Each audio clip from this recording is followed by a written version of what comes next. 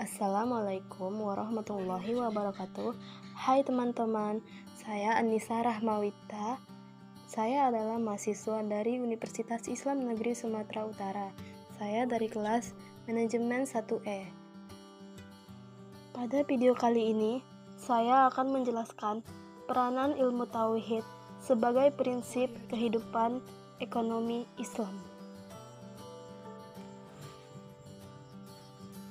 Sebelum kita masuk ke pembahasan tauhid sebagai prinsip ekonomi bagi umat Islam, ada baiknya kita memahami dan mengetahui tentang ilmu tauhid. Nah, apakah itu tauhid? Tauhid adalah dasar dari setiap ajaran yang disampaikan oleh Rasul. Tauhid artinya adalah meyakini bahwa Allah Subhanahu wa Ta'ala itu ada dengan berbagai macam sifatnya, serta menjadikan Allah sebagai satu-satunya sesembahan yang benar dengan segala kekhususannya.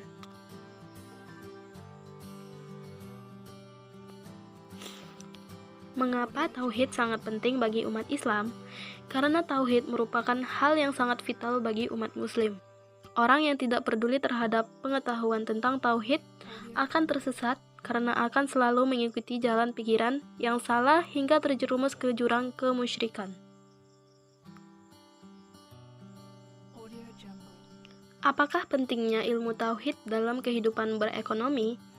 Tauhid adalah dasar dari setiap bentuk aktivitas kehidupan manusia. Tauhid merupakan konsep pertama yang paling penting dan mendasar untuk ekonomi Islam. Dan manusia sebagai pelaku ekonomi hanyalah sekedar pemegang amanah, dan dalam melakukan segala sesuatu, manusia harus mengikuti ketetapan Allah. Tauhid mengendalikan manusia atau pengusaha muslim untuk menghindari segala bentuk eksploitasi terhadap sesama manusia, serta antisipasi segala bentuk monopoli dan pemusatan kekuatan ekonomi pada seseorang atau satu kelompok saja. Tauhid sebagai prinsip ekonomi. Yang pertama adalah pengharaman riba. Riba merupakan rintangan dan tantangan yang membuat orang tergiur untuk mendapatkan keuntungan. Islam sangat melarang riba karena dapat menimbulkan kezaliman atau ketidakadilan.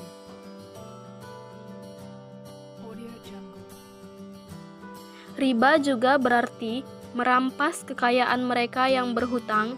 Riba menggerogoti harta mereka yang sudah miskin, yang seharusnya dibantu justru ditindas. Riba juga dapat membuat orang menjadi malas bekerja.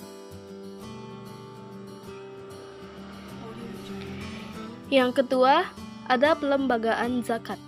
Membayar zakat diwajibkan bagi umat Islam, pemilik harta yang telah memenuhi syarat, bahkan termasuk ke dalam rukun Islam ketiga. Zakat merupakan sebuah sistem yang berfungsi untuk menjamin distribusi pendapat kekayaan masyarakat secara lebih baik.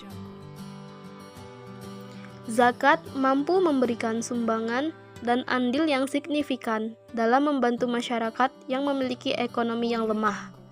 Untuk mengoptimalkan zakat, zakat harus dikelola secara profesional. Yang ketiga ada pelarangan penimbunan barang. Dilarang melakukan penimbunan barang atau ihtikar serta menyongsong barang dari kampung ke pinggir kota. Pada dasarnya, pedagang atau pengusaha berhak membeli barang dimanapun dan kapanpun, kemudian menjual barang dengan harga berapapun. Namun, tindakan monopoli atau menimbun barang akan mengganggu keseimbangan atau mekanisme pasar, karenanya dilarang dalam sistem ekonomi Islam. Menanamkan kejujuran. Kejujuran adalah sifat terpuji yang harus melekat dalam kepribadian seorang muslim. Tidak bisa dikatakan seseorang bertakwa jika dalam interaksi maupun transaksi suka berbohong atau tidak jujur, menipu atau curang. Perintah bersikap jujur dalam menjalankan aktivitas ekonomi tentu saja mengandung hikmah, yaitu menghindari seseorang memakan harta orang lain, memberikan keberkahan hidup dan usaha yang dijalankan, serta menciptakan kenyamanan bagi masyarakat secara umum. Keadilan. Seseorang dikatakan berlaku adil apabila ia tidak berat sebelah dalam menilai sesuatu. Dalam konteks ekonomi Islam, yang dimaksud dengan keadilan adalah adanya keseimbangan dalam setiap aspek kehidupan. Misalnya dalam hal pelayanan, penjual, pedagang atau pengusaha harus berlaku adil terhadap pelanggan atau konsumen. Perlakuan terhadap pelanggan yang bayar kontan dengan yang berhutang seharusnya sama. Keseimbangan menduduki peran yang sangat menentukan dalam kehidupan manusia untuk mencapai kemenangan. Sebab, keseimbangan merupakan sunnah Allah dan ekonomi Islam juga bertujuan untuk menciptakan kehidupan yang seimbang yang mencakup antara lain keseimbangan fisik dan mental, material dengan spiritual, individu dengan sosial, masa kini dengan masa depan, serta dunia dengan akhir. Maslahat. Maslahat bisa diartikan dengan mengambil manfaat dan menolak kemudaratan atau sesuatu yang mendatangkan kebaikan, keselamatan, faedah atau guna. Dengan konsep Islam, kriteria manusia terbaik adalah manusia yang dapat memberikan manfaat bagi orang lain. Hal ini sekaligus sebagai bukti bahwa Islam hadir sebagai rahmat bagi alam semesta. Jika dihubungkan dengan aktivitas ekonomi, menyediakan berbagai kebutuhan masyarakat tidak semata-mata mencari keuntungan, tetapi ada tuntutan idealisme, melayani dan membantu orang lain mendapatkan kebutuhannya. Selain itu, menjalankan bisnis tidak hanya berlindung di bawah legal formal atau suatu tindakan, tetapi juga memperhitungkan efek negatifnya. Amanah. Amanah merupakan lawan kata dari khianat.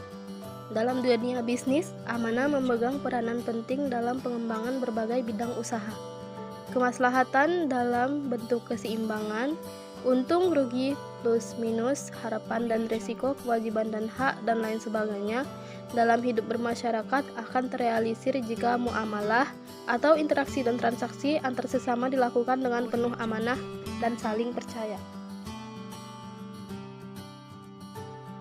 Demikianlah video ini saya buat. Jika terdapat kata-kata saya yang salah, saya mohon dimaafkan, kepada Tuhan saya mohon ampun. Terima kasih. Assalamualaikum warahmatullahi wabarakatuh.